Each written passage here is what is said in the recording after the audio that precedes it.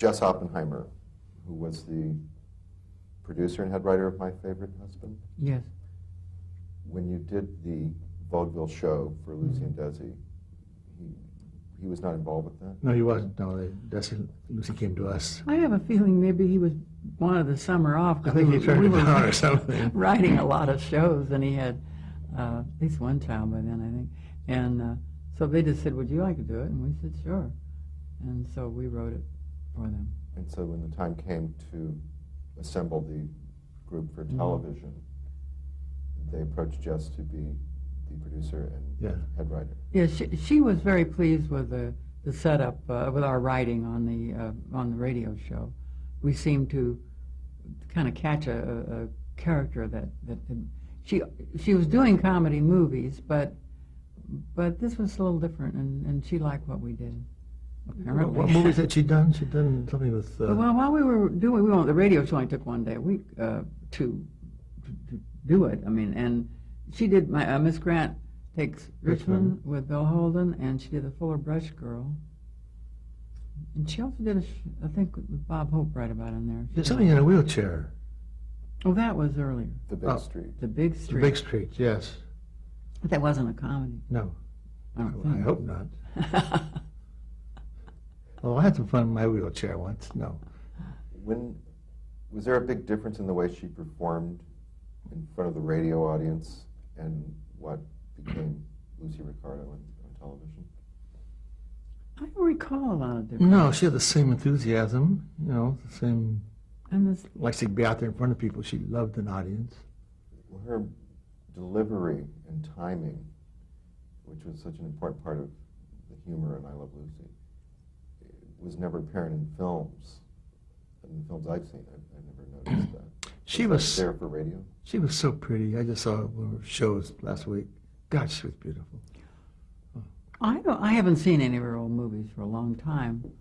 I don't know. Maybe we just caught the kind of the cadence of the speech, or I have no idea. We thought she was the funniest person in the whole world, so that helped. And of course things were tailored for her. In the movies, it was called, we'll get Bill Holden, and then why don't we get Lucy? Probably get Lucille Ball, and so we tailored them to her talents, which of course. Also, the way we plotted was called What does Lucy want this week? Where's she going to go? Nightclub? And sometimes, what do we do to Lucy this week? Hey, what have we done lately? Starched her, put a sheep in her lap. We sometimes started from the back and we had an idea for a big scene, and then we'd figure how to get there. Because, of course, she was so marvelous at physical comedy. We walked down Las Palmas one night in front of Michelle's, a pizza place. We saw this man twirl a pizza. We said, hold it, wait a minute, don't make a move. I don't know if we called Lucy right called then. Her, I think so. And come down here. She came down, and of course she was so coordinated and would try anything. So she got in the window and started flipping these pizzas up in the air, and of course got a crowd, and the whole place went crazy.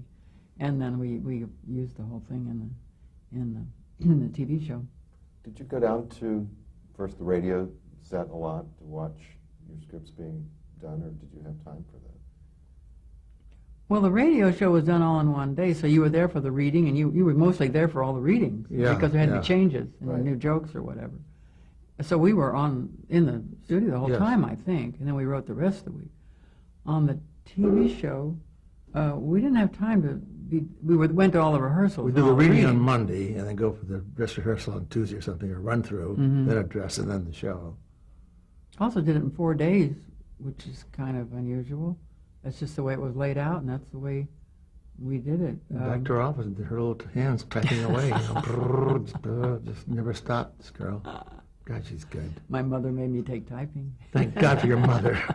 Oof. She says you never know. Did you watch the program when it aired? Would you be home on Monday nights to You mean I Love Lucy? Oh, sure. I'm sure, yes. Oh, yes. yeah. Oddly enough, I never thought the shows were very good. After the filming, I would be very depressed sometimes. You still wanted to rewrite. Yeah, I rewrite today. I rewrite some old Lucy, but we can't get the cast back. They're hard to reach anymore. I rewrite billboards, but sometimes you're too close to it, and then you see it years later, and you say, "Gee, that was funny." I've seen a few that weren't quite as funny as we thought, maybe, but most of them they hold up pretty well. What was your first impression of Desi? When did you first meet him? Well, was he doing that tropical cruise or something on radio when we were doing Favorite Husband? He would come in. At one time. Right in there, yeah. So he'd be at the next studio. We got to meet him. When was it? Lucy came in and said, poor Desi's been in a wreck. He'll never walk again. I don't know. He scratched his ear or something. People know, but she exaggerated quite exaggerated. a bit. Embroiderer, we like to call it. Well, we got to know him. We did not know him real well, and we didn't know him real well on the radio. So really, we didn't know how funny he was. No. We suspected, but this was all new. When people talk about hits on television, I think they don't figure some of it's luck, because how lucky could you be to have him turn out so well, and to have the Mertzes be so marvelous, and of course Lucy was a genius, so a lot of it was just fortuitous. Also, Desi had a great sense of comedy, almost more than Dear Miss Ball. She was magnificent when she got the script, but we would never go to her and say, we have an idea coming up here where we would never do that to her. We'd go to Desi. Well, she didn't have that kind of mind. When she saw it and acted it out, then she would say, it needs something here, it needs something there. But on the paper, she didn't... And Desi could stop in the middle of rehearsal, listen to Madelyn, pitch the story. Okay, maybe you ought to fix it. Give us some notes. Boop, off we go. About 5 minutes. He knew exactly what was wrong or right about a show. He was an amazing man, and Yeah. we never feel he got enough credit. We keep trying to give it to He him. was he was a showman. He was very intuitive, very, very enthusiastic, and he knew what he was doing, and he supported us, which was so marvelous. We would usually, walk down his office and say, "We got this idea, and we really did this. Can we have the end of the ship go off the stage while Lucy comes down and they land with a helicopter, and we see her coming from the helicopter, and she lands on this while this thing is moving." Well, he never said, "Are you crazy?" or, "Oh, that sounds expensive."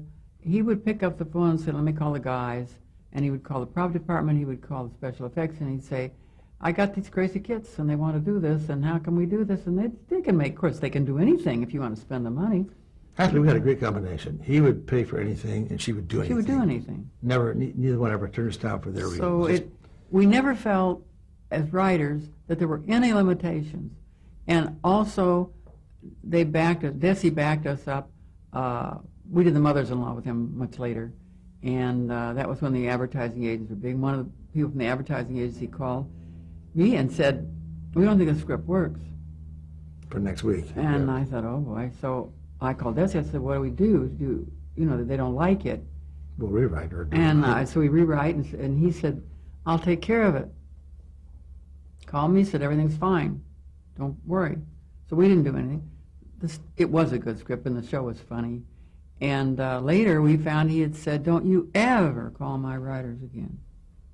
When you got a problem, you call me, and I'll take care of it if I think, but don't you ever bother them like that." And you don't get that kind of support. People panic and they say, "Well, you have to rewrite for the sponsor." Once we needed a movie star for a bit, he said, "We'd like Bridget Bardot." He said, "Okay, kids." She was a big French actress at the time. She couldn't do it, but at least he tried. It wasn't called, "What are you crazy?" He'd call John Wayne, he'd call anybody, and he'd charm him and talk him into doing the show. And he never said to us, "Well, you can't get John Wayne," or "I can," never. So his enthusiasm, and he loved to talk to the writers, and he knew how talented she was, and he protected her a lot, and he didn't want her to do this, he wanted her to do that, and watched out that he was not, it didn't bother him, he was second banana. He was also very clever. You give him a script, you would say, "Oh, this script, I've never seen such a great script. Oh, good." However, just a few little things. Halfway through it, a couple things, and by now we rewrite the whole thing because he was so But you think you're so talented, Yes. and he was great at handling people. So Yeah. he was wonderful with writers, and we felt that some of the success was because we had so much support. Yeah. She would do anything. There was nothing she wouldn't try. She would work with any animal. And did things that I used to try to work out some of the stunts, to see if it was okay to do. But some of them I wouldn't have wanted to do them. And she didn't get it. If it was funny, that's all. We had heard that she played saxophone when she was in high school. So we said, "Hey, we got an idea. Can you play saxophone?" She says, "Give me a couple weeks. and she would do it in violin. She Anything. got so good at it that we had to say, you got to back up a little bit. You're too good. playing too well now. Was there any kind of movie star imperiousness about her when you first came into, when she was coming off of movies? And was she approachable, or did you find that? Oh, I think so. Yeah. She never was a superstar. I mean, she was not an Elizabeth Taylor or somebody like that. And she'd scrambled up, from Chorus Girl and small parts, and so she wasn't going to be play, movie star. She knew what she wanted, but we didn't have that feeling, I don't think, about her.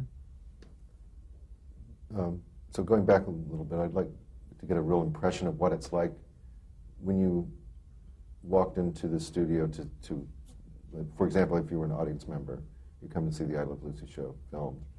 What did that look like?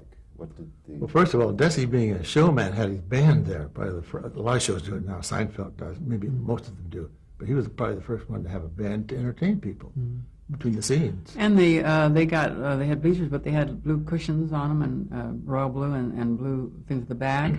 And at one time, they used to have breakaway curtains that could be removed. Remember, they didn't want anybody to see the sets. They really did it like a show, and he would come out and be the MC and introduce everyone. And then, of course, Lucy came out at the end of the last one, and she used to always look around and say, "Mother, are you there?" Because her mother came to every show, and she would introduce her mother. And my mother came, and his parents came, and Mrs. Arnaz came. My father started a lot of the spontaneous applause, which I can still hear. Well, you know what? Thing, something almost gets applause. His father. He would kick it off, boy. But they really put on a show, and I have to check this. We never did retakes in front of the audience. I know that, and we didn't do very many pickup shots that I recall. But I don't remember them because we would have been there, but never in front of the audience. They treated the audience like it was a show, and that was Desi's background. And we needed that audience for Lucy, because she just loved that audience, and she really came to life, and she timed everything with it. Tell the example, when she had the eggs in her blouse and the audience knew they were going to do the tango, she was hiding the eggs in her blouse, and then at the end of the tango rehearsal, you knew he was going to pull her toward him and smash them. So the audience is already waiting for that. Huge laugh, the biggest laugh we ever got. Lucy waited, of course, looked like, ew, how awful, made the face, and then when the laugh was just dying down a little, she shook her leg to show how it felt to have raw eggs running down, and then, of course, they started laughing all over again. She went that way. So and she pulled her shirt out and made a face, and so she loved that audience. And it just had to be. We never could have done it without him. It wouldn't have been the same. These facial expressions. This is something that you notice on radio. We talked about the spider before. Yes. There were so many. I mean, she had, like the idea face, and she was so expressive. Mm-hmm. All of that you came to realize during the radio show that you could do these close-ups. We did. Yeah, we did pretty much. And her eyes were so expressive. To the marvelous eyes, because all she had to do was look, and you knew, oh, she's got an idea, or she's being crafty, or whatever. She did some of the little voices, and the voice she used when she was the clown with the cello was a voice she had used in the commercials, I believe. Hello there, wasn't that sort of a big throaty thing? Ralph Levy was the director of the pilot. Yes. Yeah. And who was the director of the first season of Mark Daniels. Ralph was doing Burns and Allen, so he was not available. And so, and this was another in the mix. Mark Daniels was from the stage, so, we had people from everything, and to put it all. And he knew Viv from the stage. That's when they went down to see her in a play called Voice of the Turtle, I believe. Yeah, in La Jolla. In La Jolla. Yeah. And that's how we found her, because he had worked with her. And later we did Alice with Mark Daniels. We did 90 shows with him. He was the one, because of all his experience, and he was the one, if we had a difficult show on Alice where we were going to run a truck through the front of the diner or something, why we'd save it for Mark. We didn't have him on every single one, but we had him in all the difficult ones. Because he really, he knew what he was doing. Yeah. You didn't. Some directors are fine, but if you get him out of that living room and off the couch, it's called uh-oh. And he knew exactly what he's doing. The first season, some of the shows had a little epilogue. Do you remember that? Little tags? Yeah, there would be a tag at the end, or where it's kind of summed everything up, and then. You mean after the commercial, or? Yeah, no, it would be after the second act. There would be I see just what you mean. some little sniglet at the end too, and that seemed to be. If you say so. Yeah, Don't remember. I'll go along with that. What was Desilu Productions like as a company in those early days? Was it a family type atmosphere? It was. Didn't they have picnics? I think They they had did have picnics and picnics, played yes. baseball. I think we were usually working. I don't remember going to any of those picnics. And Des used to have big groups down at his home in Corona, too. Big barbecues. Well, and out the ranch, he liked At the to ranch, make. yeah. Danny Thomas was there. And we used to, we all see each other in the commissary. Armis Brooks, Simmer Bride. Didn't Betty White have a show there, too? We used to see her in the parking lot. I I don't know if that was his or not. forget. How involved were Lucy and Desi in running the company? Desi was very involved. Yes. She didn't want to be involved till he left, and then she had to be. This was not what she liked to do. No. But he turned out to be a marvelous businessman too, and he didn't know anything about it. He was a band leader, and so a lot of the success of all of Desi was he hired the right people and he ran it. He came back from lunch one day. He said, I just bought RKO on his lunch break. We talked about how Vivian was found. Mark Daniels found Vivian in La Jolla. He knew her previously. How did William Frawley come into the picture? He wasn't the first choice. I think they asked Some Gleason? Jimmy Gleason. Jimmy Gleason. And in those days, he was a movie star like Bill Frawley, made a lot of character parts and wonderful. Television was beneath him, I And think. television, they weren't too sure about. And a lot of the movie stars, they wouldn't go near it. It was that sort of funny little thing, little Didn't box think it in your would living last, room. and- So, for some reason, he turned them down. And we've heard that Bill Frawley called Lucy. He'd worked with her and said, hey, if I hear you're doing something, then I'd be interested. I think that's the way it happened. And when you first met Vivian and William, how did you feel about that? Did you see them as the Mertzes, or? I think we were too busy writing to even react to it. We really wanted wanted Gail and Bee from the Because we radio, knew them so well. because they're both terribly accomplished. Of course, Lucy loved him. She worked with him then later. I think these were better choices in the long run. But I think they looked more the part, and we were just totally. Yeah, you couldn't put a lucky. nightcap on Gil Gordon and come in his underwear, or anything at He all. was just or sort of every dirty. guy, Yeah, whatever, we wanted to laugh, just bring Bill in with a hat. Or a costume, any kind of costume, big or laugh. Or wrench or something. Yeah. So. Vivian had a very natural delivery also. How influential was she with Lucy's performance? Well, she was into it a lot. Yeah. We used to have notes after the run-throughs and the dress rehearsal, and everybody talked. It wasn't just the director saying, "Here's what we're going to do," or Lucy talking. Vivian had opinions, and the writers were, we'd say, "Well, I don't think that works," or "What about this?" And so everyone was in on it, which I think was. She was so good at reacting, like the eggs and the blouse thing. You could look at her face, and her face told you that he's about to hit those eggs. And when they hit, she said, oh my God, marvelous. Really, the eggs are breaking. Or her face just told you everything. And I don't even think we thought about it much. We took a lot of that for granted. Oh, yeah. We hadn't been on the first television show we'd ever done. We didn't know anything. And when you look back, there's one where she's stalling Ricky because Lucy is upstairs in Cornell Wilde's hotel room. Oh, yeah. And she's making up some big story about where she is, and she looks, and Lucy falls past the window in back of her, and her reaction is just, classic.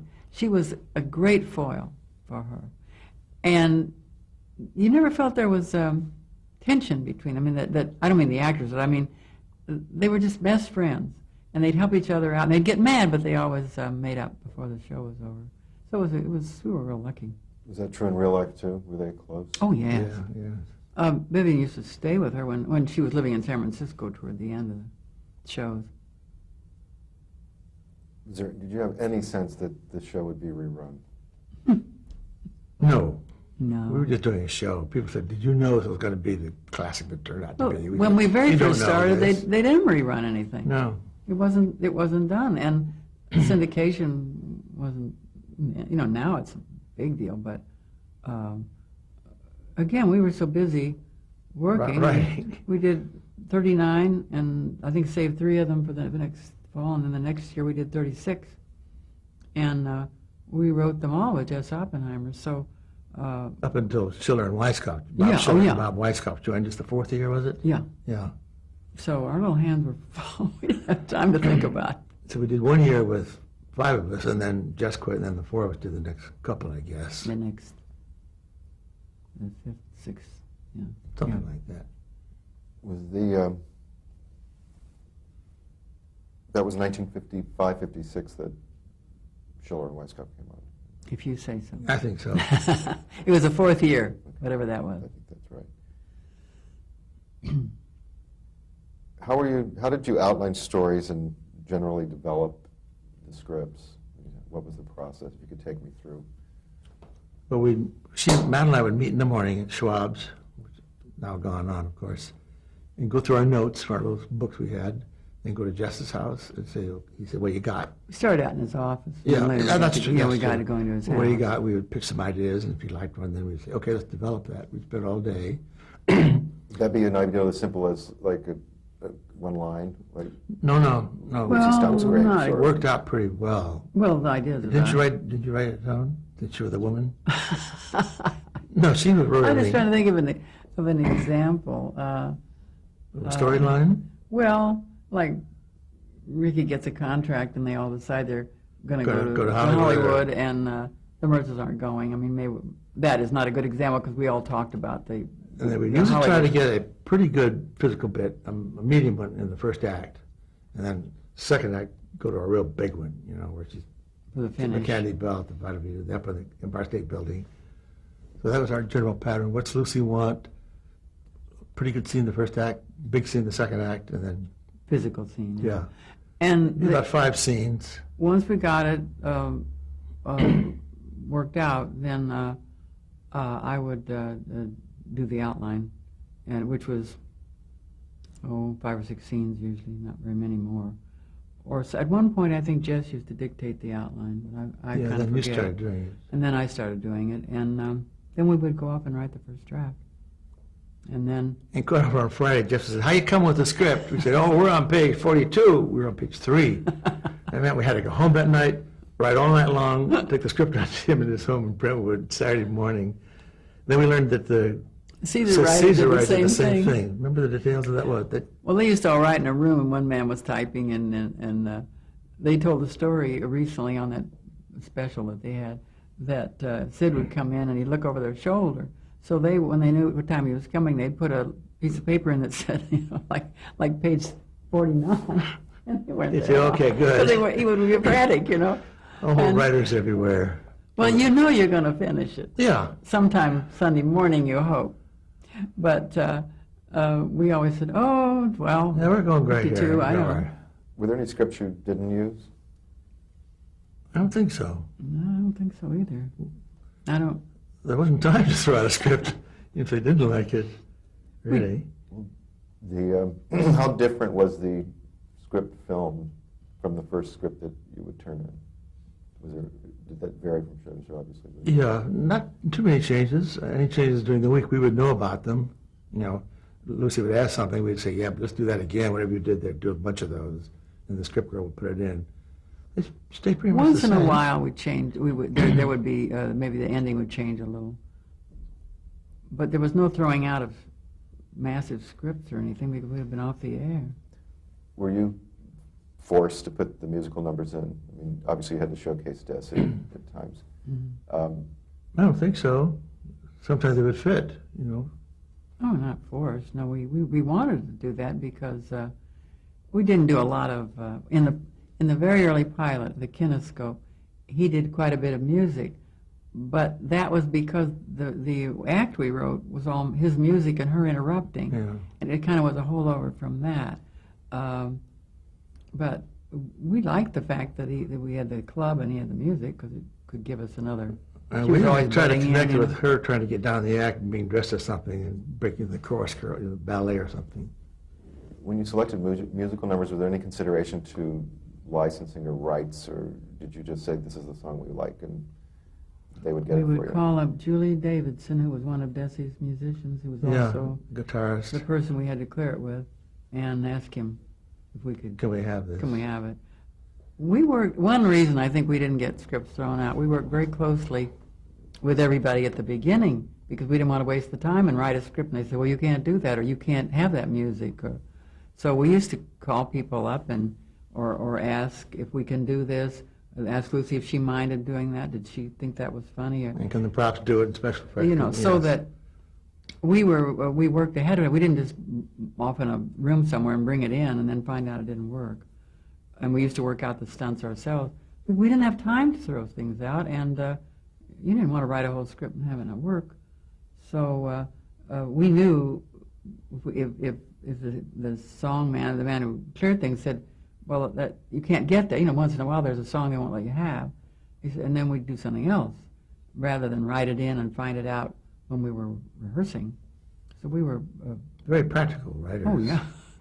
Were you doing any summer replacement work at this time? Were you off in the summer? We did one show called The Whiting Girls, the very first summer. Went on for 13 weeks. Margaret Whiting, Barbara Whiting. Mabel Albertson. You know, cute little show. It didn't sell, I guess. Or didn't go on anyway. Somebody called me from Philadelphia last year. I want to know about that. They may be going to run them back there or something.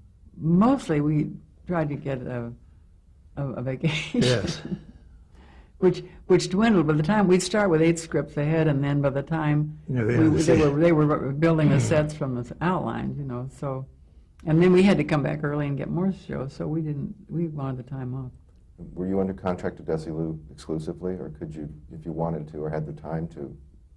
If we wanted to and had the time to, we could probably do anything, but we didn't want to. After the last show, I headed right to the airport in Paris and get out of there, or get on a ship, for heaven's sakes, Tom. How closely did the cast adhere to what was written in the script?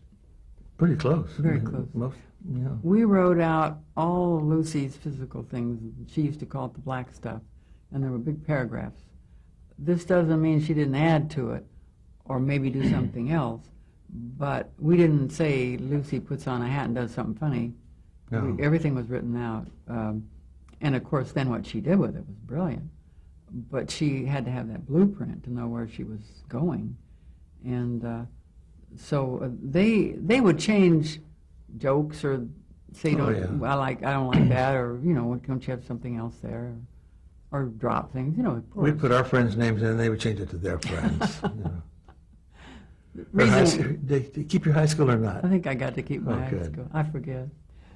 That was for primarily so they could remember the names? Well, primarily because we had to spend all day thinking of names, too. I used 2 friends in St. Petersburg, 2 attorneys. Our friends got a kick out of it, and then you didn't, you know, you can spend days on naming characters. Anything sent me a note saying, there are 2 attorneys in St. Petersburg with those names. I said, I know that. They're my friends. Leave it in, please. Did you ever have an occasion to have to rewrite the script during the production, during filming? Or something, or a part of the script? Or very rarely. You mean while they were? You mean during that week's production? Oh, no. Well, not when they were after that. filming, never. Maybe Jess may have done a couple minor things if they wanted without even telling us, but we never, as I recall.